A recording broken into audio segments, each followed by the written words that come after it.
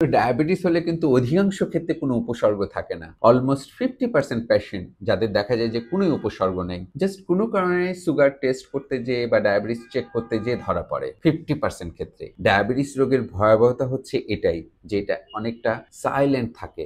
এর নীরবতাই হচ্ছে এর মেইন ভয়াবহতা। 50% ক্ষেত্রে দেখা যায় যে ডায়াবেটিস রোগীদের উপসর্গ থাকে। এর ভিতরে যে টিপিক্যাল সিম্পটম যেটা থাকলে আমরা মনে করব যে অবশ্যই ডায়াবেটিস হওয়ার সম্ভাবনা বেশি। সেটা হচ্ছে মূলত 3P।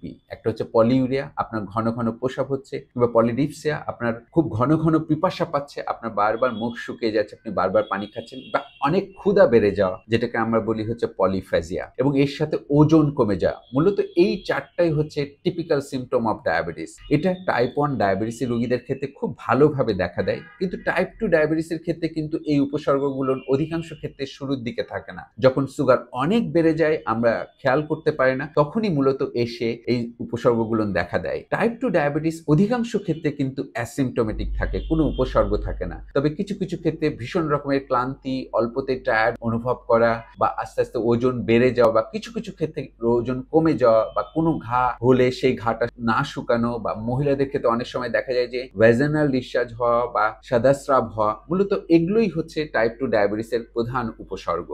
আসলে আমাকে অনেক রোগী প্রশ্ন করে আমাদেরকে কি যে ডায়াবেটিস কি কখনো ভালো হয়? সত্যিকার অর্থে ডায়াবেটিস কিন্তু কখনো ভালো হয় না। যখন আপনারা কোনো সমস্যা নিয়ে আসেন এবং আমরা পরীক্ষা করে কনফার্ম করি যে আপনার ডায়াবেটিস হয়েছে, সেই রোগটা কিন্তু সারা জীবনই থেকে যায়। এমন হতে পারে কি যে আপনার যে মাত্রার ডায়াবেটিস সেটা হয়তো খাওয়া এবং হাঁটায় নিয়ন্ত্রণ হচ্ছে। তার মানে এই না যে আপনার ডায়াবেটিস ভালো হয়ে গেছে। আমাদের ভুলে যাওয়া যাবে না যে আমার ডায়াবেটিস আছে, মানে আমার ডায়াবেটিসটা সারা জীবনই আছে। সেটা হয়তো খাওয়া এবং হাঁটাতে নিয়ন্ত্রণ আছে। তার মানে এই না যে খাওয়া এবং হাঁটা দিয়ে আমি ডায়াবেটিসটা নিয়ন্ত্রণ করলাম, আমি ব্লাড সুগারটা একদম স্বাভাবিক পেলাম আর আমার ডায়াবেটিসটা একদম ভালো হয়ে গেছে। বিষয়টা আসলে তা না। আপনি খাওয়া হাঁটা দিয়ে এই মুহূর্তে ডায়াবেটিসটাকে নিয়ন্ত্রণে রাখতে পারছেন। এবং এই বিষয়টা এরকম না যে এখন নিয়ন্ত্রণ হয়ে গেছে মানে এটা সারা জীবনের জন্য নিয়ন্ত্রণ হয়ে গেল। আপনি যেভাবে খাবার খাচ্ছিলেন, যেভাবে হাঁটা দিয়ে ডায়াবেটিসটাকে নিয়ন্ত্রণ করছিলেন, সেই নিয়ন্ত্রণটা কিন্তু চালিয়ে যেতে হবে এবং একটা নির্দিষ্ট সময় পর পর চেক করতে হবে। কেউ যদি মনে করেন যে আমার ডায়াবেটিস নেই, উনি যদি আবার আগের মতো খাওয়া স্টার্ট করে, আগের মতো যদি হাঁটার ব্যাপারে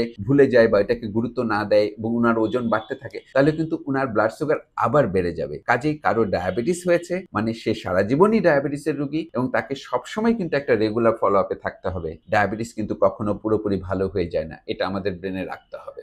ডায়াবেটিস রোগীর মৃত্যুর প্রধান কারণ কিন্তু cardiovascular disease, heart attack. Diabetes রোগীর 80% পেশেন্ট কিন্তু মেইনলি মারা যায় হচ্ছে হার্ট অ্যাটাক করে। কাজেই এই যে হার্ট অ্যাটাক হয়ে যাওয়া বা এটাই যে আমাদের একটা মৃত্যুর অন্যতম কারণ, আমরা যদি এটা ব্রেনে না নিই তাহলে কিন্তু আমাদের দেখা যাবে ডায়াবেটিস রোগীরা ঠিকমতো চিকিৎসা গ্রহণ করবে না এবং তাদের মৃত্যু অবধারিত।